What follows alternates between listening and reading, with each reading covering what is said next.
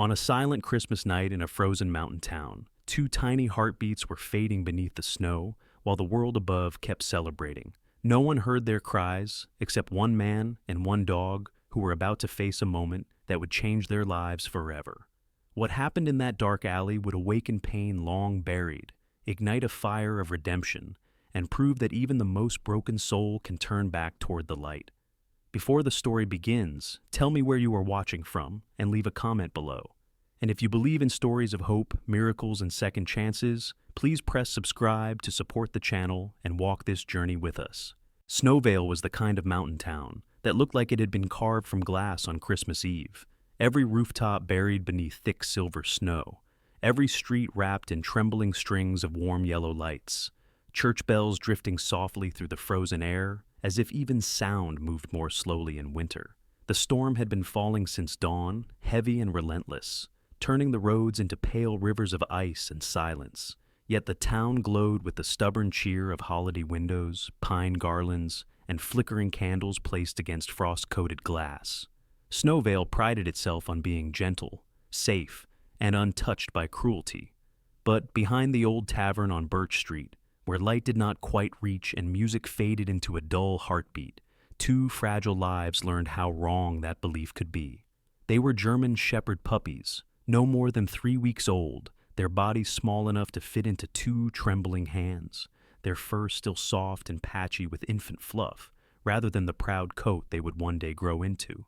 One had slightly darker markings along its muzzle, the other lighter, almost golden under the grime of melted snow. Their eyes were barely open, cloudy with newborn confusion, and their cries were thin, reedy threads fighting against the roar of the storm. Above them stood Walter Boone, a man whose face had aged past his years, whose shoulders slumped as if carrying an invisible weight too heavy for one spine. Walter was in his early 60s, tall once, but now stooped, his gray hair tangled beneath a knit cap soaked with snow, his beard uneven and yellowed by long years of neglect.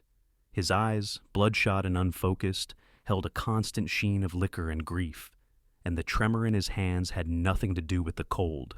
Once, long ago, Walter had been known as a good husband, a soft-spoken father, a man who carved wooden toys for children at Christmas fairs, but the winter his wife and young daughter died in a highway accident beneath black ice had shattered something essential inside him. Since then, he had lived as if wandering through the ruins of his own life, drowning memory in alcohol, turning bitterness into habit, anger into reflex. Tonight, in a haze of despair and drink, he lashed out at the only creatures weaker than himself, shouting words even he barely understood, swinging his boot in dull, unthinking violence born not of cruelty alone, but of a soul that no longer knew where pain was supposed to go. Each kick sent the tiny bodies skidding across wet asphalt, their cries rising in pitch and terror. And yet, even as he moved, Walter's face twisted with something that looked very much like self-loathing. 2 streets away, Officer Ryan Carter walked his patrol beside his K9 partner, Coda, unaware that their lives were seconds from changing. Ryan was 34, broad-shouldered and quietly imposing in his winter uniform, his dark hair always trimmed short in regulation neatness, his face marked by faint scars that told stories he never volunteered. His eyes were steady, the kind that noticed everything and reacted without noise, and yet behind that calm lived a man shaped by loss. Years earlier, during a rescue delayed by avalanches and impossible roads, a child had died beneath the snow before Ryan arrived. A tragedy that carved guilt into him so deeply, he never quite learned to breathe without it. Since then, he had chosen solitude the way others chose comfort, living alone in a weathered cabin at the edge of the forest, skipping celebrations, trading warmth for control. Coda walked at his side with quiet authority, a full-grown German shepherd with a powerful, disciplined build, thick black and tan coat dulled slightly by drifting snow, amber eyes sharp with intelligence, his movements fluid and purposeful. Coda was nearly 6, trained for search and rescue, tracking and protection. But beneath the formidable skill lived a dog deeply attuned to human emotion, especially Ryan's, whose silence he had learned as another language. It was Coda who heard the first cry. His ears snapped forward mid-step, his body freezing so abruptly Ryan nearly stumbled into him. "What is it, boy?" Ryan murmured, his breath clouding the air. Another cry drifted through the alley, weaker this time, and Coda turned sharply toward the sound, low growl vibrating in his chest, not with aggression, but warning. Ryan broke into a run, boots pounding against slush, heart tightening with a familiar, unwelcome urgency. The alley behind the tavern was narrow and clogged with trash bins half buried in snow, icicles hanging like broken teeth from rusted gutters. Walter barely had time to turn before Coda surged forward, placing himself between the man and the trembling puppies, teeth bared not in attack, but in fierce command. "Police!" Ryan shouted, rushing in behind his partner, drawing his weapon but keeping it lowered. Walter raised his hands unsteadily, the fire draining from his posture as if shame had knocked the strength out of him. "I didn't mean," he muttered, words dissolving into a slurred confession he could not finish. The puppies lay motionless for one harrowing second, then one twitched, a thin, desperate squeak escaping its throat. Relief cut through Ryan like lightning. He secured Walter without resistance, guided him toward the alley wall, and called for backup. His voice clipped and controlled, even as his chest hammered. There was no chase, no fight, only the brittle quiet of a man too broken to run. By the time other officers arrived, Walter's threat had collapsed into nothing more than a trembling wreck with empty hands and shattered dignity. With no weapons and no ongoing assault at the moment of arrest, the law allowed little more than a formal report and mandatory release once he sobered. The paperwork was cold, procedural, unforgivingly limited, and Ryan hated it even as he understood it. But the law was not why his hands shook as he knelt, in the snow. He had already gathered the two puppies into his arms, their bodies terrifyingly light, their tiny hearts fluttering like trapped birds beneath his palms. The darker marked one whimpered faintly. The lighter one barely stirred, its breath shallow and uneven. Ryan pressed them against his chest beneath his coat, feeling their cold seep through fabric and skin straight into bone. Coda hovered close, head lowered, breath warm against the puppy's fur, eyes never leaving their fragile forms. Snow fell harder, fat flakes blurring the Christmas lights into streaks of trembling gold, and somewhere distant, carolers began to sing, unaware of the quiet war being fought in the alley. Walter was led away without protest, his head bowed, not once looking back, and the sound of the squad car fading into the storm felt less like justice than like a promise unfinished. Ryan stood alone in the aftermath, snow collecting on his shoulders, the weight of two near-lifeless bodies in his arms, stirring memories he had buried beneath years of emotional frost. For a moment, he was no longer a seasoned officer or a man hiding behind rules and routines. He was simply someone who had arrived in time and who feared with terrifying clarity what it would mean if, even now, time betrayed him again. The Christmas lights flickered on the wet asphalt like fallen stars, and in their trembling reflection, Ryan felt something old and painful open inside his chest, not as an ache alone, but as a quiet invitation. An unspoken question of whether saving these lives might also be a way to start salvaging his own. He turned toward the snow-choked street without waiting for further instruction, Coda falling into step beside him, the storm swallowing their figures as they vanished toward the forest road and the cabin beyond, carrying with them two fragile heartbeats that refused stubbornly to fade into the dark. The road from Snowvale to Ryan Carter's cabin was barely more than a ribbon of ice cutting through the pine forest, swallowed by drifting snow and darkness that thickened with every mile. The storm pressed against the windshield like a living thing, and the world beyond the headlights dissolved into nothing but white motion and shadow. Ryan drove with rigid focus, one gloved hand steady on the wheel, the other cradling the bundle beneath his coat, where two fragile bodies trembled weakly. Their cries had faded into faint, breathless whimpers, and the silence terrified him more than the storm. Coda sat in the back seat, alert and unblinking, his powerful frame tense with restrained urgency, amber eyes fixed on the small shapes in Ryan's arms, as if willing warmth into them through sheer instinct. The cabin emerged at last from the forest, like a hunched sentinel of dark timber and frost, its windows blind with ice, its roof bent beneath the weight of snow. Ryan lived there alone by choice, far from neighbors, far from the noise of town, far from reminders of all the things he had failed to save. Tonight, that isolation felt suddenly dangerous. He burst through the door, cold wind chasing him inside, and laid the puppies gently on the rough wooden table near the hearth. The cabin smelled faintly of pine resin, old smoke, and solitude, a place shaped for survival, but not comfort. Ryan moved with trained efficiency, tearing open kindling, striking a match, feeding the stove with hands that shook just enough to betray the fear beneath his discipline.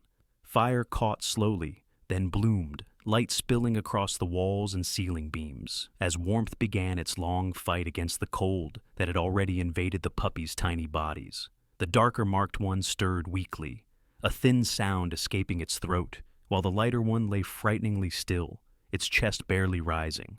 Both were soaked and stiff with cold, their infant fur matted with grime and melting snow. Ryan peeled away his coat, wrapped them in a clean flannel shirt pulled from a chair, and pressed them closer to the heat, careful not to burn fragile skin that had already suffered too much. Coda padded forward without command, lowered his massive body beside the table, and curved himself around the smallest of the two puppies, his thick fur forming a living wall of warmth.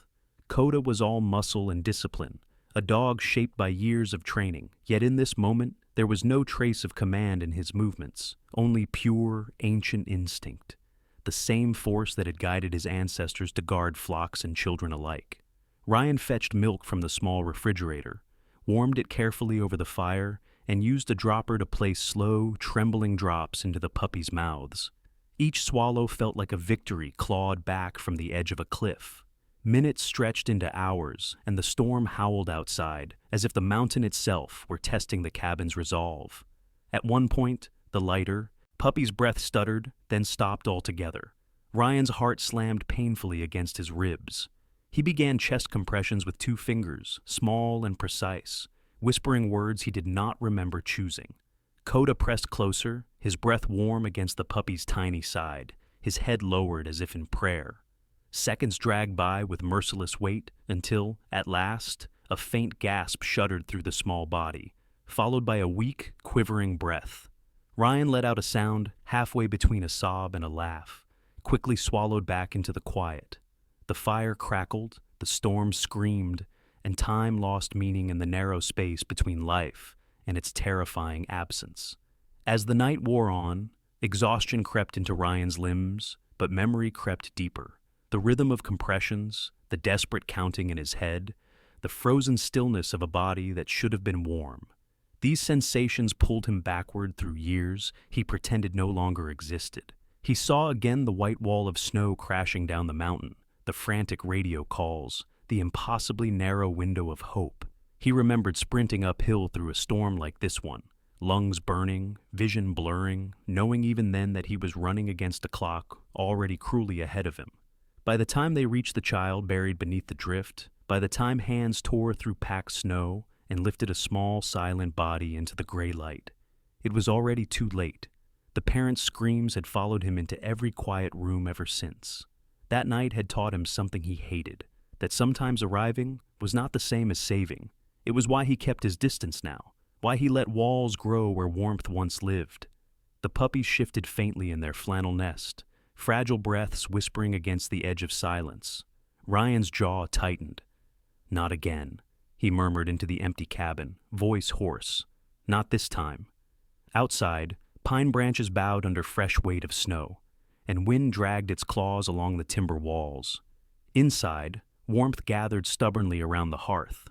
The darker puppy began to whimper with more strength now, small paws twitching in uneven dreams, while the lighter one remained dangerously quiet, every breath a question mark. Ryan did not move far from them even once. When milk was gone, he warmed water for compresses. When hands trembled from fatigue, he forced them steady. Coda never left his post, his body a living shield, his tail curling protectively around the fragile shape nearest him. At some point in the deepest stretch of night, Ryan slumped against the floor beside the table, head bowed, his breath ghosting pale in the warm air, as exhaustion finally sank its teeth into him. He drifted not into sleep, but into something like suspended memory, a half-world where the past and present tangled together.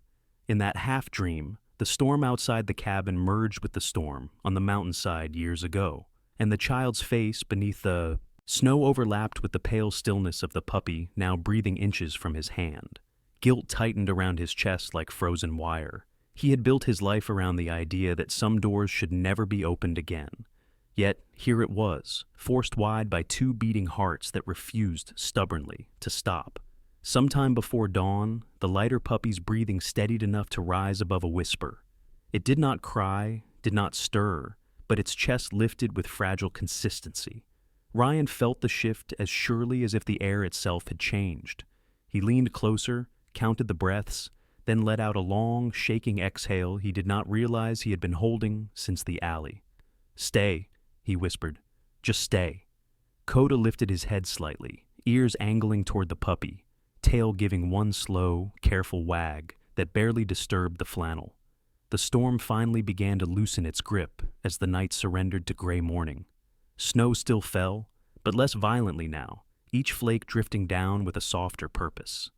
Pale light crept through the ice-clouded windows, revealing the exhaustion in Ryan's face, the soot smudge on his cheek, the deep shadows beneath his eyes. He had not saved them yet, not truly. He knew enough about exposure and trauma to understand how narrow their margin remained. The next 72 hours would decide everything, but they were alive. That alone felt like a small, defiant miracle. Ryan remained beside the hearth as the new day gathered itself beyond the cabin walls, his hand resting near the flannel bundle. Coda's steady warmth pressed close on the other side. The forest stood silent, heavy with snow, unaware that within one small wooden shell at its edge, a man who had taught himself never to hope again was quietly, stubbornly hoping with everything he had left. Morning arrived quietly over the pine forest, not with sunlight but with a pale, uncertain glow that seeped through frost-clouded windows and traced faint silver lines across the wooden floor of Ryan Carter's cabin. The storm had weakened overnight, though snow still fell in soft, persistent sheets, as if the mountain itself were breathing out the last of its fury. Inside, the fire had burned low but steady, casting a muted warmth over the small circle of life gathered around the hearth. Ryan had not slept. His eyes were rimmed red with exhaustion, his movements slowed by fatigue, yet his attention never left the flannel-wrapped bundle on the table. Coda remained close, his powerful body pressed along the table's edge, his breathing slow and deliberate, his amber eyes following every shallow rise and fall of the two tiny chests beneath the cloth. Sometime after dawn, the crunch of tires on snow announced the first human sound that was not wind, flame, or breathing. Ryan stiffened. He had not called anyone in the night, driven by a quiet instinct to hold the fragile moment within his own hands as long as he could. But Snowvale was a town that listened closely to its own whispers, and word of the alley had already begun to move like smoke beneath doors. The knock that followed was gentle, almost hesitant. Ryan opened the door to reveal Eleanor Whitmore standing on the threshold, her small frame wrapped in a thick wool coat the color of winter cherries. A knitted scarf wound twice around her thin neck, snow clinging to her silver hair like frost-kissed petals. Eleanor was 68, barely taller than Ryan's shoulder, with a posture that leaned not from weakness but from years of bending over ovens and counters in the bakery she had owned for 4 decades. Her hands were red from cold and work, knuckles swollen with age, but steady in a way that spoke of quiet endurance. Her eyes were pale blue and sharp with compassion, the kind that had learned how to look directly at sorrow without flinching. "I brought warm milk," she said softly, lifting a thermos as if offering a fragile piece. "And bread, fresh from the oven." Her voice carried the warmth of cinnamon and long familiarity. Ryan stepped aside without hesitation. Eleanor had been part of Snowvale since before he was born. Everyone knew her story, how her husband, a volunteer firefighter named Thomas Whitmore, had died in a warehouse blaze during a winter storm, much like this one. How she had kept the bakery open through grief by feeding the town when she no longer felt fed by life herself. Loss had shaped her, but it had never hollowed her. Eleanor crossed the cabin slowly, her gaze softening when it fell upon the table. "Oh, you poor little souls," she murmured, reaching out but stopping just short of touching. Coda sniffed her gloved hand once, then settled again, accepting her presence with solemn dignity. Ryan poured the warm milk into the dropper with careful hands, and together they worked in gentle silence, coaxing tiny swallows, counting fragile breaths, building a quiet rhythm that felt almost sacred. Eleanor's eyes flicked to Ryan's face more than once, noticing the way his jaw stayed locked, the way his shoulders bore invisible weight even in stillness. She recognized that posture. It had lived in her mirror for years. By mid-morning, the distant hum of an engine cut through the quiet again. This time, it was unmistakable. A white veterinary truck pulled up beside the cabin, its logo half hidden beneath road salt and snow. Hannah Blake stepped out into the cold with brisk purpose, her brown hair pulled back into a practical ponytail beneath a knit cap, her boots sinking slightly into the drift as she shouldered her medical bag. Hannah was 42, tall and athletic in the understated way of someone who had grown up fixing fences and lifting feed sacks before she ever held a scalpel. Her face was open and intelligent, freckled across the nose, eyes the soft green of new leaves beneath snowmelt. She had come to Snowvale 10 years earlier for a temporary assignment and never left, drawn by the people, the isolation, and the particular kind of stubborn goodness that took root in mountain towns. She had seen everything from frostbite to forest injuries, but the tiny bodies on Ryan's table drew a quiet tension into her expression that no professional mask could entirely hide. "These must be them," she said softly. Ryan nodded, stepping aside as she opened her kit with swift efficiency. Her hands moved with confident precision as she checked heart rates, pupil response, lung sounds, tiny ribs rising and falling beneath her fingers. The darker puppy whimpered faintly at her touch. The lighter one did not react at all. Hannah's lips pressed into a thin line of concern. "They're both hypothermic," she said, glancing at Ryan. "Severely. The darker one has better lung activity. The other—" She hesitated, listening again, her ear pressed close. "There's fluid in the lungs, pneumonia, most likely from prolonged exposure, and these ribs—" Her fingers traced delicate lines along the tiny chest. "At least 2 fractures." Ryan's throat tightened. Eleanor closed her eyes slowly, hands folding together at her waist. The cabin seemed to contract around the words. "What are their chances?" Ryan asked, his voice barely louder than the fire. Hannah straightened, meeting his gaze without cruelty or illusion. "The next 72 hours will decide everything. If the pneumonia worsens, if the internal swelling increases, we could lose the lighter one very quickly. But they're fighters," she added gently, glancing down again. "Both of them. You've already done more than most people ever could in these conditions." Ryan nodded once. It felt insufficient. Eleanor reached out then, resting her hand briefly on his forearm. The contact was light but steady, an anchor rather than a comfort. "Hope is a skill," she said quietly. "Like baking bread or saving lives. You learn it by doing." Later, after Hannah administered medication, demonstrated breathing support, and left instructions measured with careful authority, the 3 of them sat near the hearth in the hush that follows crisis. Snow continued to fall beyond the windows, blanketing the world in clean quiet. The puppies lay bundled together now, their tiny bodies touching for warmth. The darker one stirred, its head lifting weakly as if seeking something unseen.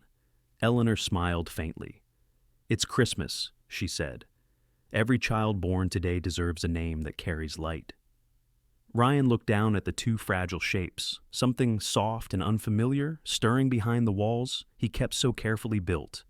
"Noel," he said of the darker one, the word escaping his chest before he could second-guess it. "For the night he was found." The puppy twitched faintly, as if the sound itself had brushed against him. Ryan's gaze shifted to the lighter one, whose breathing still trembled like a candle in the wind. "And Lumi," he whispered, "for the light he's trying so hard to keep." Hannah smiled at that, a real smile now, and even Coda's tail gave a slow, restrained wag against the floor. The name settled over the cabin like a blessing spoken aloud. Unseen by those within, a figure stood across the narrow clearing at the tree line, half shielded by falling snow and the dark lattice of pine branches. Walter Boone leaned against a trunk, his coat thin against the cold, his hands shoved deep into his pockets as if trying to hide from the tremor that never quite left them. He had not intended to come this far. He had told himself he only wanted to see the lights of the cabin, to confirm with his own eyes that they had lived. But when the door opened and Eleanor entered with her quiet warmth, something compelled him to remain. From a distance, he watched the glow through the window strengthen, watched figures move in gentle patterns around the hearth, and something inside his chest twisted in a way he could not name. For the first time in years, he saw strangers risking sleep, warmth, and peace for lives that did not belong to them.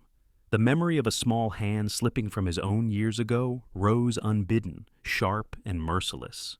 Walter lowered his head, breath shuddering out into the snow, and stood there long after the cold had numbed his feet, watching light he did not yet believe he deserved.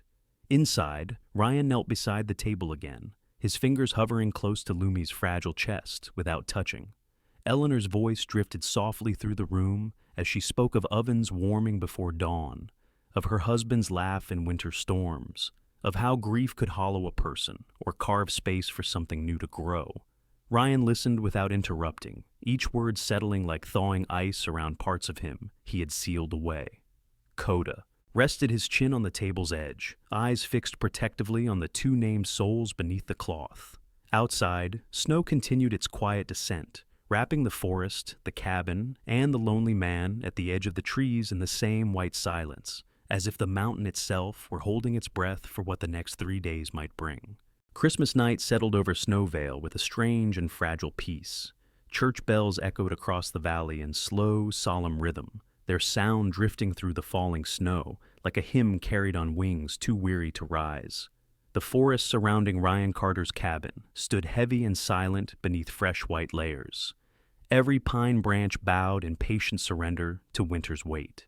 Inside the cabin, warmth had finally conquered the cold. The fire burned steady in the hearth, shadows swaying gently along the timber walls. Eleanor Whitmore sat in a worn armchair near the table where Noel and Lumi rested, softly humming an old Christmas tune that once filled her bakery in better years. Ryan moved quietly between stove and table, reheating water, checking breaths, counting heartbeats with the focus of a man guarding a thin border between life and loss. Coda lay on the floor beside the puppies, his body stretched long and alert, head lifted, ears attuned not only to sound, but to the subtle changes in the air that only a trained guardian could feel. Beyond the clearing, hidden among the trees, Walter Boone lingered in the dark. He had not left since morning. The cold gnawed at his bones, but he stayed rooted to the edge of light, like a figure caught between two worlds. From where he stood, the cabin glowed warmly, a small island of fire in a sea of snow. Each glimpse inside, Eleanor's gentle movements, Ryan's steady hands, the quiet vigilance of the dog, pressed against something buried deep within him. The man he had been before the accident stirred faintly in the ruins of the man he had become. He told himself he was only watching to be sure the puppies lived, yet even he could hear the lie beneath that thought. Inside the cabin, danger was already waking. It began with a faint crack, so soft it might have been mistaken for the pop of a settling log. Then a whisper of smoke curled where no smoke should be, seeping from the upper seam of the stovepipe, where age and heat had worn the metal thin as paper. The wind outside surged suddenly, forcing air back down the chimney and driving glowing embers through the hidden fracture. A single spark landed on the dry edge of the old woven rug near the hearth. It smoldered unnoticed for precious seconds, gathering courage in silence. Coda was the first to sense it. His head snapped up, his nostrils flared. A low warning growl trembled in his chest. Not aggression, not fear, but alarm. He rose smoothly to his feet and padded toward the corner where the puppies lay bundled together. At the same moment, Eleanor's hymn faltered in her throat. "Do you smell that?" she asked softly. Ryan turned, and the words barely left his mouth before the smoke did. Fire. The rug ignited with a sudden hungry flare, flame racing along its fibers with terrifying speed. Heat rolled across the floor. Smoke thickened in seconds, swallowing the cabin's gentle glow into harsh, choking gray. Ryan lunged toward the hearth, shoving the firewood inward and slamming the iron door shut in a vain attempt to starve the invading flames of more fuel. But the damage had already taken root.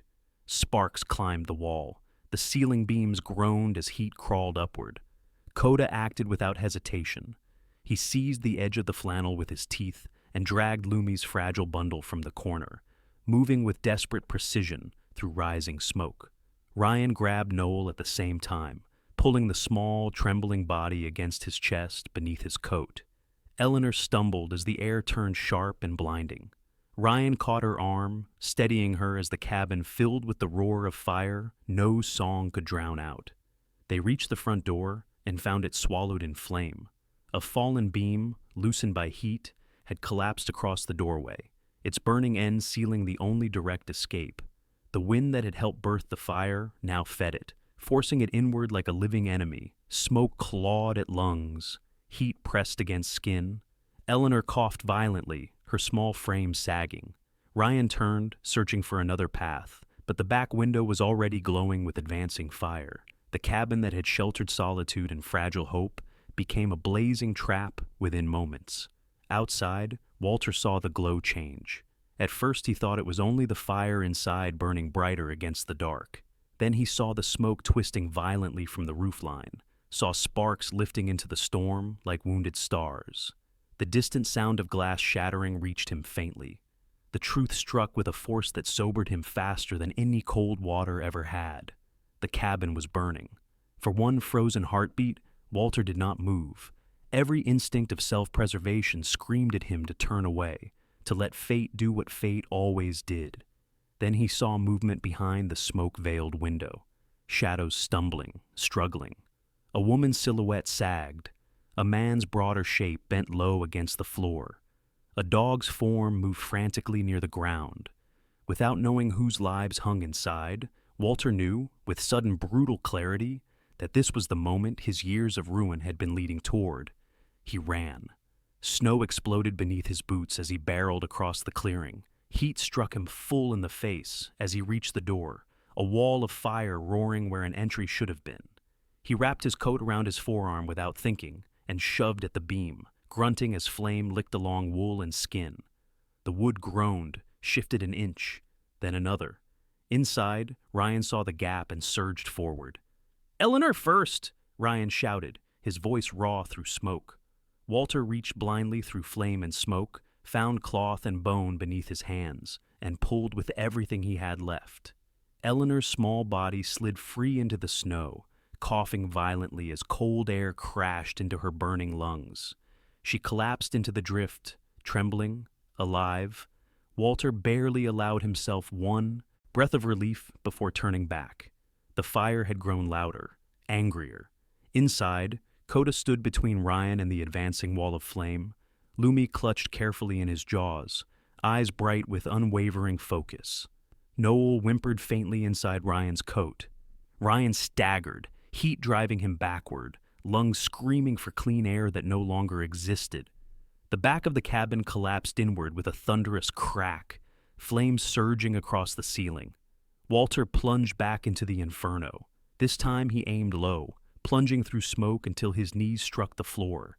He reached out, felt fur beneath his burning hands, and lifted Noel from Ryan's arms as Ryan shoved the puppy toward him with a desperate shout. Walter turned, shielding the tiny body with his own, every nerve screaming as he forced his way back through fire. He burst into the night again, half falling into snow as he laid the trembling puppy beside Eleanor. Only then did he hear Ryan's voice again from within the blaze. "Lumi!" Coda stood trapped near the far wall now, flames cutting off his retreat, the smallest life still cradled in his jaws. Ryan tried to reach them, but a wave of heat drove him back. In that moment, Walter did not weigh choice against consequence. He did not calculate risk against worth. He simply turned. The third charge burned deeper than the first two. Fire tore at his clothes, smoke filled his lungs. He dropped to his knees, crawling through choking heat toward the dark shape at the far wall. Coda's eyes met his through smoke and fire, steady, unafraid. Walter reached, his hands closing around Lumi's fragile bundle as Coda released it instantly, trusting without question. He shoved the puppy against his chest and wrapped an arm around Coda's powerful neck. Together, man and dog crashed through the narrowing tunnel of flame as the roof began to collapse behind them. They erupted into the snow just as the cabin surrendered entirely. The structure folded inward with a roar that shook the ground.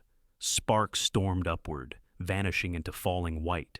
Ryan stumbled out moments later through a narrow breach in the wall, soot-blackened, coughing, but alive. He fell to his knees beside Eleanor, Noel, Lumi, and Coda, his hands shaking as he touched each of them in turn, counting survival with trembling fingers. Walter stood apart, steam rising from his burning clothes into the winter air. His hands were blistered, his breath ragged. When he looked down at Lumi's fragile body, rising and falling against his coat, something broke loose inside his chest that had been frozen for years. He dropped to his knees in the snow, his forehead striking the ground as a sob tore from him, loud, helpless, human. Snow fell thicker then, hissing softly as it met dying embers. The cabin was gone. Only charred beams remained beneath the glowing ruin of heat. Yet within the circle of destruction, every life had endured. Eleanor wept quietly as she clutched Noel. Ryan sank beside Coda, pressing his forehead to the dog's as gratitude and shock tangled in his breath. And Walter Boone knelt in the snow, no longer the man who had kicked what was defenseless, but a man who had run into fire for lives that were not his own. Above them, the bells of Snowvale rang on, unaware of what had just been rewritten in the white and fire at the edge of the forest. The courthouse of Snowvale had never felt so cold. Snow pressed thick against its tall windows, muting the outside world into pale silence, while inside, rows of wooden benches filled slowly with townspeople wrapped in dark coats and tightly held grievances. The scars of the fire still smoldered in everyone's memory, and beneath that, the older wounds stirred, lost pets, broken fences, nights of shouting carried by whiskey breath and helpless anger. Winter had gathered them here, not just in season, but in spirit. Walter Boone stood at the front of the room beside his court-appointed attorney, his once broad shoulders caved inward as if the weight of every stare pressed physically against his spine. His hair had been trimmed since the fire, his beard shaved down to uneven stubble, revealing a face lined deeper by guilt than age. The burns on his hands were wrapped in pale bandages, stark against the dark fabric of his coat. He did not raise his eyes when the judge entered. He had already seen enough of himself in the long mirror of the past weeks. Judge Margaret Holloway took her seat with the composed gravity of a woman who had spent 3 decades watching the consequences of human choice unfold beneath the law. In her late 50s, with silver hair pulled into a severe knot and eyes the color of winter steel, she carried herself with neither softness nor cruelty, only clarity. When she spoke, the room quieted with instinctive obedience. "Walter Boone," she began, "you stand before this court charged with animal cruelty and reckless endangerment of human life." Her voice did not rise or fall. "The evidence is not in dispute." The prosecution laid out the case with measured force, the alley behind the tavern, the injuries to the puppies, the pattern of violent intoxication stretching back years. Testimony from townspeople who had lost animals to rage they could not prove, from neighbors who had heard shouting through walls and done what fear always tempts, nothing. With each word, the walls of the courtroom seemed to narrow around Walter's bowed figure. When the defense rose, it was not to deny the harm, but to place something else beside it. Not excuse, context. The winter accident. The wife whose laughter once filled a small house now sold and abandoned. The daughter whose boots still waited in a closet that no one opened anymore. The years of drink that followed not as villainy at first, but as desperate anesthesia. Then the court called Officer Ryan Carter to the stand. Ryan walked forward with steady steps, his uniform crisp, his face composed in the way that came from years of discipline. Yet those closest to him could see the tension beneath, the rigid control stretched thin by emotion he refused to indulge openly. He placed his hand on the Bible, swore to tell the truth, and took his seat. The prosecutor guided him first, his questions straightforward, factual. Ryan described the alley, the cold, the puppies, condition, the lack of resistance at the arrest. Then the defense attorney rose, her tone respectful but probing. "Officer Carter," she asked gently, "were you present at the fire that destroyed your cabin on the night of December the 25th? "Yes." "Did the defendant, Mr. Boone, appear at that fire?" Ryan's jaw tightened almost imperceptibly. "He did." "What did he do when he arrived?" Ryan paused. For a heartbeat, the courtroom held its breath with him. "He entered the burning structure without protective gear." "And how many times did he enter?" 3. A stir rippled through the benches. Please tell the court what occurred during those entries. Ryan's voice remained steady, but something warmer edged into it now, something that had nothing to do with policy or report writing. The first time, he carried Eleanor Whitmore out. She was trapped near the hearth and would not have escaped on her own. The second time, he returned for one of the puppies, Noel, and brought him out alive. The third time, Ryan swallowed once. The third time, the cabin was close to collapse. My K9, Coda, and the other puppy, Lumi, were trapped near the back wall. Mr. Boone carried Lumi out while Coda followed through the opening he created. He did not hesitate. Silence settled heavily. The defense attorney nodded. Officer Carter, would you be alive today if Mr. Boone had not returned into that fire? Ryan met her gaze squarely. I do not know. I know that if he had not come back the third time, Lumi would be dead. And Coda may have been too.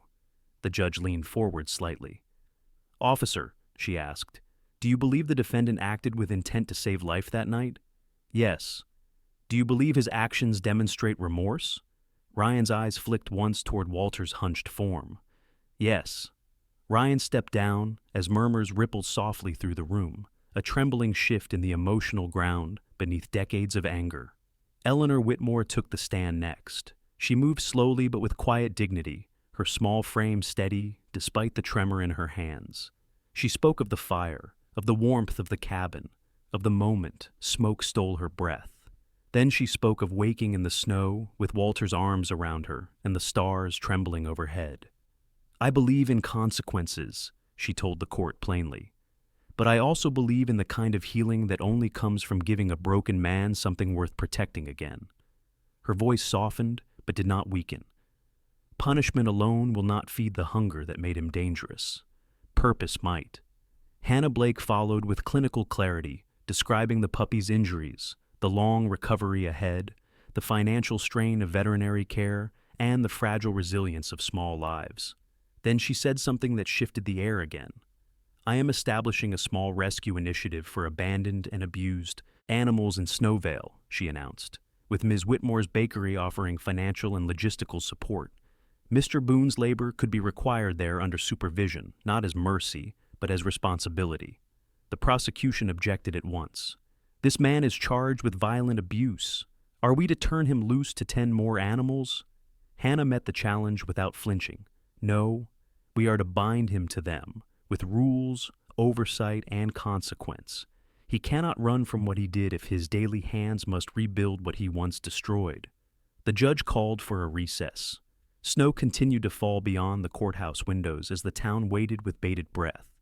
When proceedings resumed, Judge Holloway spoke slowly, every word chosen like a stone placed deliberately into a wall. Mr. Boone, this court does not forget your actions. What you did in that alley was vile. What you did in that fire was courageous. The law demands that both be acknowledged. She paused. You are hereby sentenced to 18 months of suspended incarceration, contingent upon strict compliance with a supervised animal rescue labor program under the joint direction of Ms. Blake and Ms. Whitmore. Any relapse, any violation, any evidence of cruelty will result in immediate imprisonment. Do you understand? Walter lifted his head at last. His eyes were red, his face stripped bare of pretense. Yes, Your Honor, he whispered. You will also submit to court-ordered substance abuse treatment, the judge added. This court is offering you not forgiveness, but a test. Whether you pass it is entirely your choice. The gavel fell. It sounded not like a door slamming, but like one being unlatched. Outside, the cold bit hard as townspeople spilled into the snow-bright morning. Some watched Walter with suspicion, some with quiet curiosity, a few with grudging relief. Ryan stood near the courthouse steps with Eleanor and Hannah, the mountain sky pale above them. He will stumble, Hannah said quietly. Yes, Eleanor answered, but this time he will have a place to fall where hands are still allowed to reach him. Walter emerged last, pausing at the threshold as if the weight of the open world startled him. He did not approach Ryan, did not seek thanks. He only bowed his head once in silent acknowledgement before stepping down into the snow, no longer as a man cast out entirely, but as one bound now to a narrow path between ruin and something like redemption. Ryan watched him go, breath steady in the cold. For the first time since the alley, the future did not feel like a wall. It felt like a bridge, narrow, uncertain, but standing. 1 year after the fire, winter returned to Snowvale with a gentler hand. Snow still fell thick across the valley, but now the town met it with laughter rather than fear. Strings of white lights stretched again across Birch Street, brighter than the year before, and church bells rang with the same ancient rhythm. Only this time, their echoes carried something warmer beneath the cold.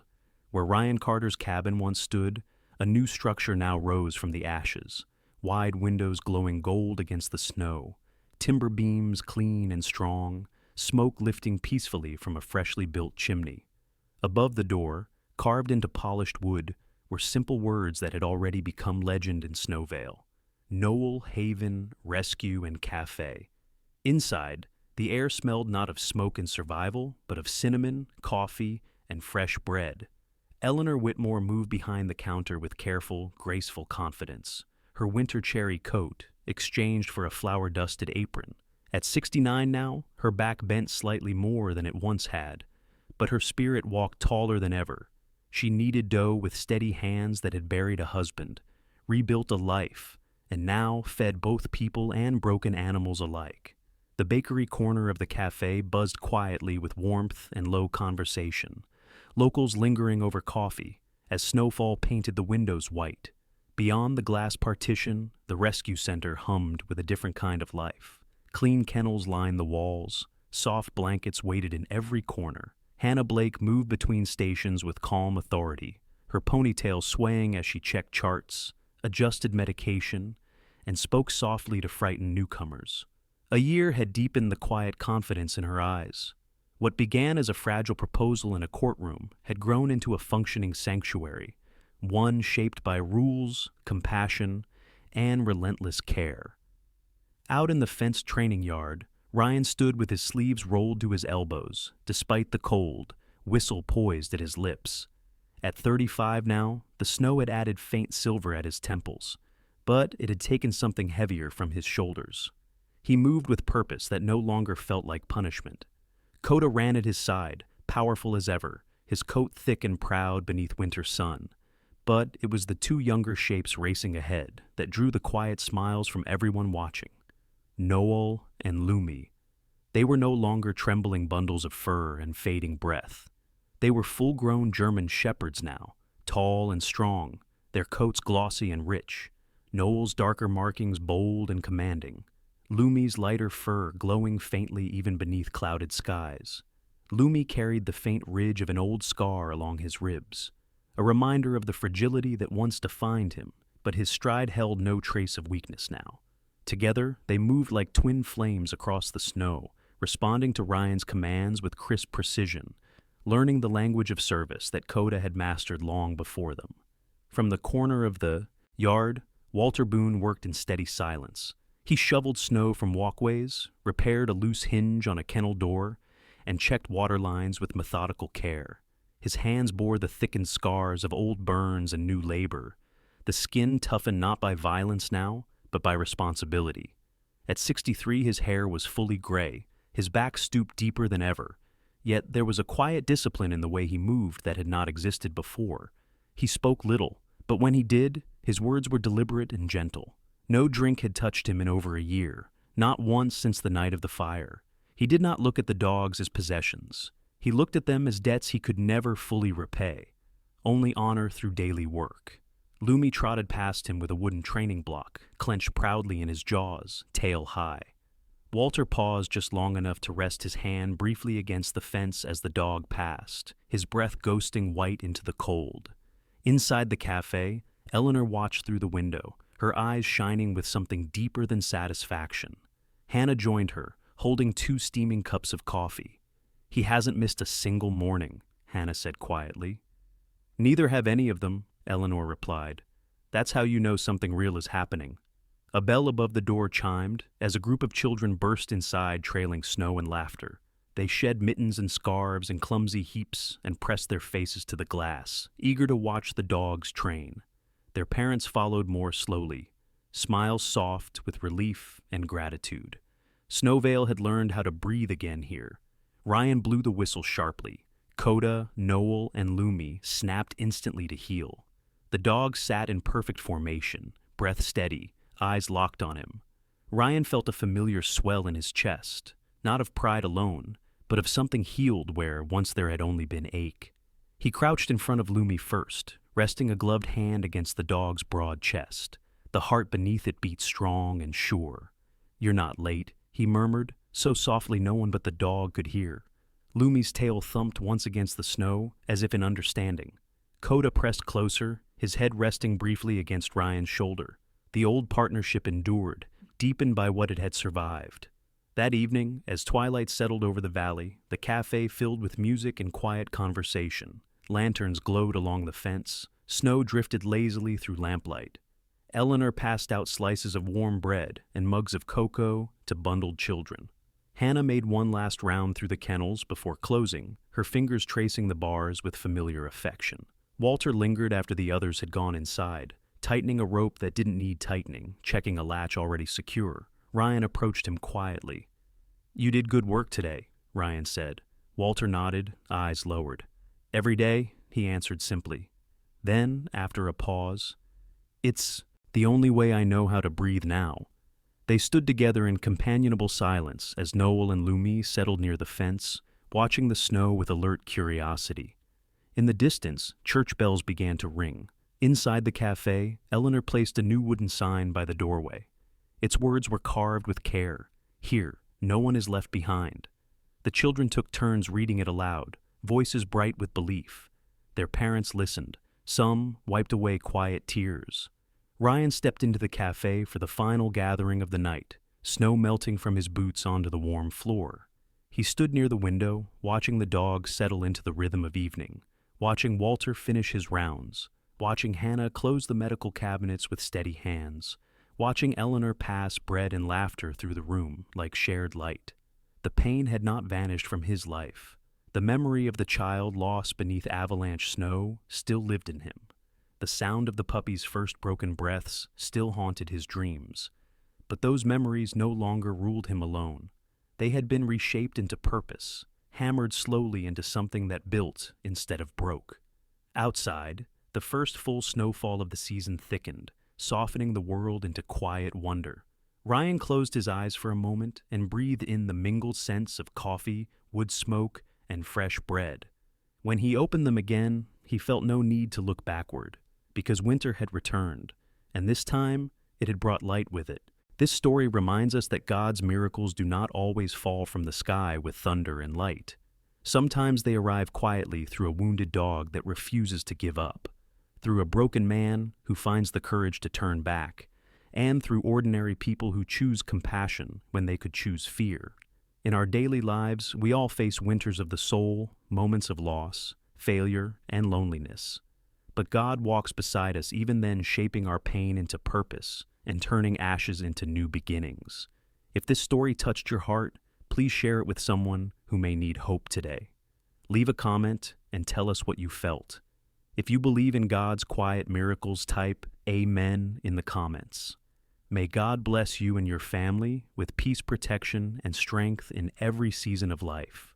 And please remember to support the channel by pressing subscribe so we can continue bringing you stories of faith, love, and redemption.